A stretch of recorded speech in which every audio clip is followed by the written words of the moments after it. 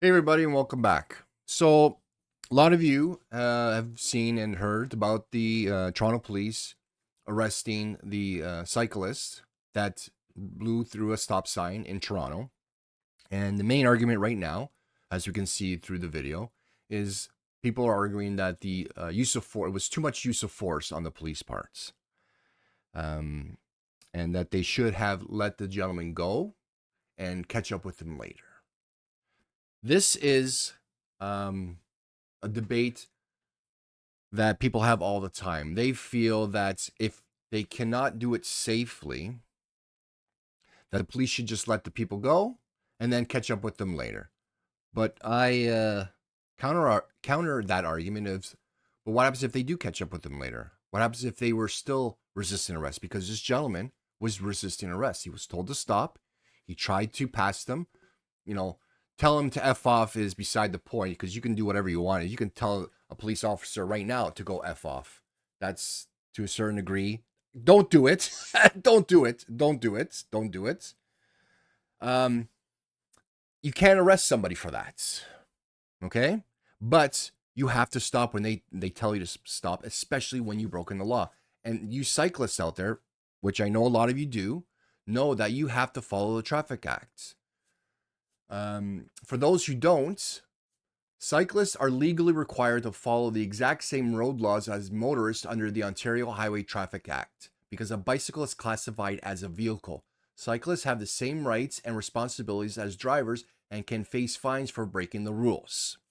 Which just, gentlemen, they were doing a blitz because the cyclists in that area were always blowing by the stop sign. You guys have to stop.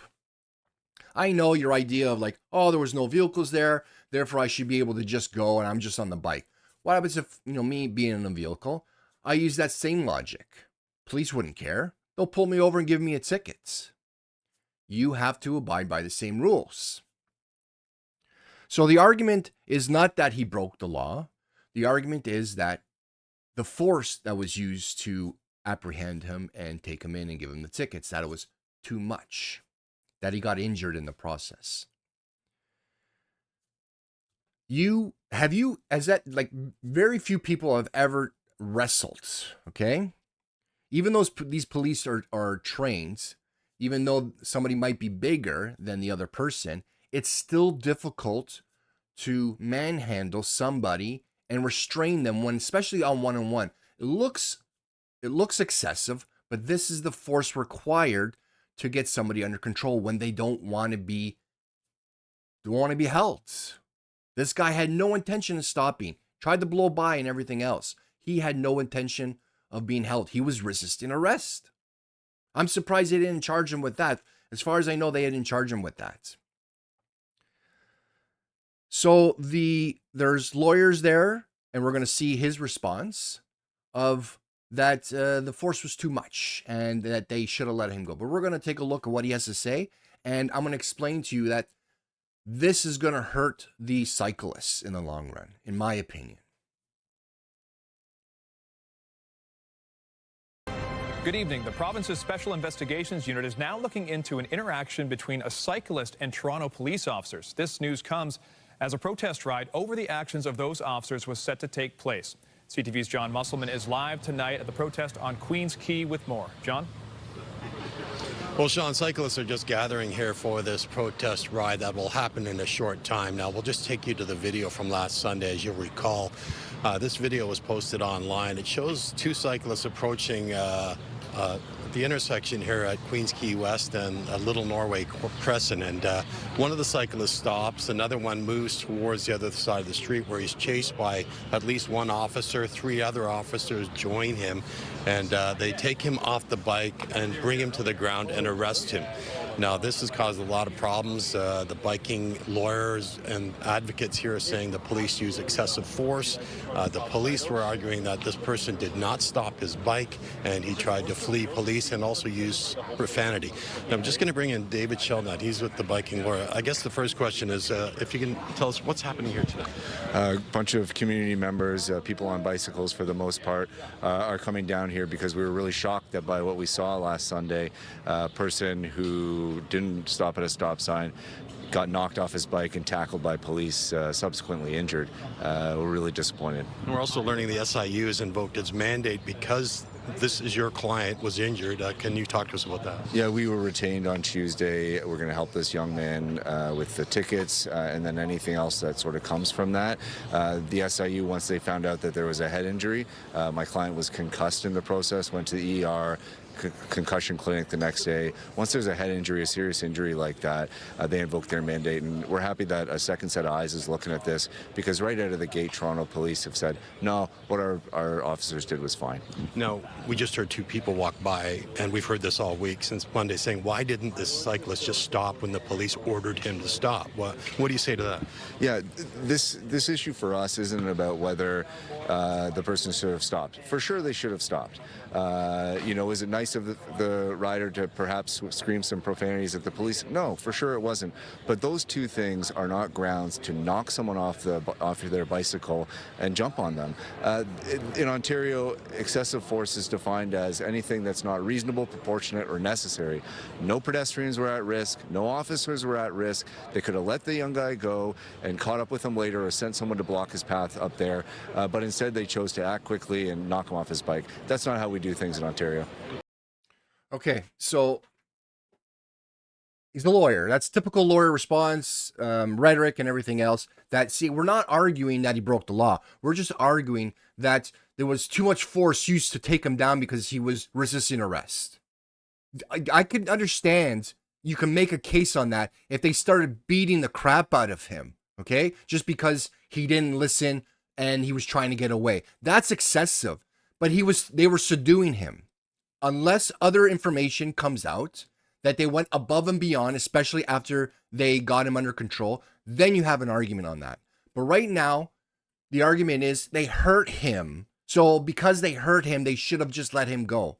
What do you mean let him go? Then what are the police there for? You might as well just have cameras everywhere.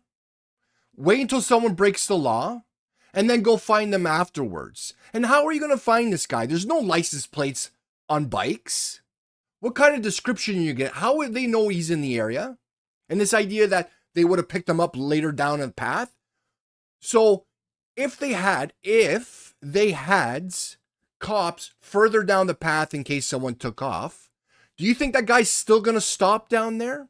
What are they going to throw spikes to subdue his bicycle?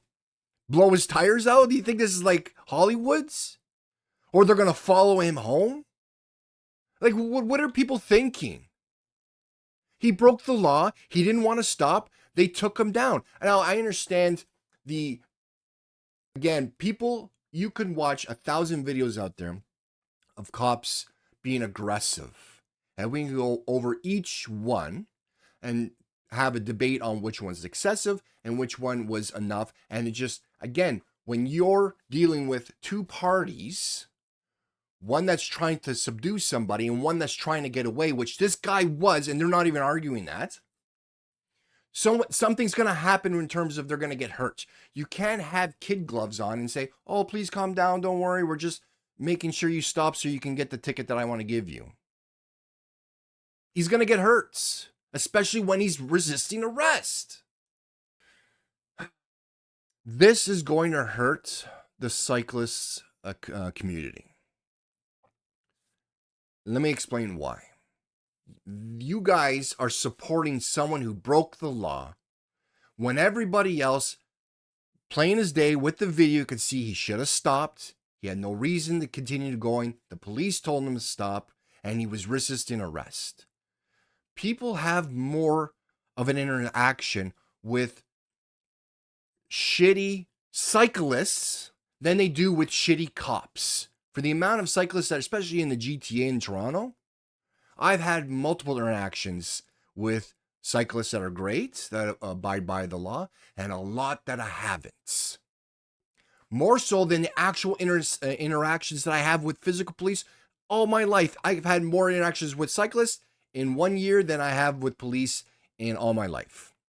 And those ones that blow by stop signs, blow by stop lights, who cut me off because they got to make a left-hand turn at the last second, or when I'm making a right, I know everything's clear and everything else, and they come from behind my truck, from the left side to the right side, and then tried to blow by me in the green when originally I saw it was clear, last second. And if I hit the guy, it'd be my fault. He sees my turn signal on, everything else, but just continues to blow by. So I'm going to have more of a reaction on the cyclist than I'm going to have on the cops. And the majority of people do. Like, there was another interview, another video of interviews of people in the area. And you can see the frustrations they have with the cyclists that keep blowing by the stop signs, that are not obeying the traffic laws. So a lot of people in the area are tired of the cyclists blowing by stop signs. There's stories out there of people getting hit by cyclists for not following the rules. There's injuries happening. So that's why there's a blitz, because there's concerns by the citizens, not because the cops want to be dicks. This idea, especially from the lawyer, that, comparing it to a pit maneuver. I'm sorry, a bike, especially these bikes these days, are less than 25 pounds. Yes, I understand when they're going fast, especially with somebody on it, it's a few hundred pounds after that, okay, depending on the size of the person, everything else, and the speed, and somebody can get injured. But that's when there's a collision, okay? A pit maneuver is different because a 200 pound or 150 pound or 100 pound person in a vehicle that weighs anywhere from 4,000 to 8,000 pounds. And with a pit maneuver or speed chase, and like if they were speeding, broke the law, can hurt many people. This, no one's getting hurt except for the cyclists if they're resisting arrest. So to compare that, and then people think you're stupid when you do that. That's insane. So you hurt the cause for cyclists because we all know Doug Ford spent like over $200,000 in legal fees trying to fight Toronto and their bike lanes. This helps Doug Ford get a little bit more support from the people. So this idea to defend this gentleman and do a support, a rally, a protest, or whatever they were doing that evening to rally against the police and support for this guy only hurts your community and the potential for bike lanes be expanded or not taken away from a lot of those city streets. I believe there should be more bike lanes, granted in areas that can support it and not hurt traffic. Okay? But this is only going to hurt that. And I wish people would understand that. This is you guys are following the wrong person, you're defending the wrong person, and this is only going to hurt the community in the long run. You guys, you look silly. You look silly. You look like a bunch of whiners. I'm sorry, but this is the case where, again, the locals don't care. They don't care what happened with the gentleman. I can only assume that they says this is what happens when you don't listen to the police on something's very simple of just stop. People were blowing by the stop sign as they were filming that. So there's a problem. And if you guys can't address that, you're going to lose your fight to get more bike lanes. Anyways, that's it for me. Let me know what you think in the comments. What should the police be doing to make sure it's, non-violent or excessive when it comes to something like this? Again, I don't want to hear that excuse of, letting him go and then we'll catch him later, because there's no license plate, there's no identification, you don't know where he lives. So how are you going to find him? And then when he gets away with it, he's going to continue to do it. No different than the issues we have with petty theft in the LCBO, grocery stores, convenience stores, and everything else, where criminals go in, steal, and leave because the cops are told not to do anything. And even then, that has more precedence, especially criminals going to like jewelry stores, because they could be armed. More people could actually get injured. But in this, doesn't make any sense. Anyways, guys, take care. We'll talk later.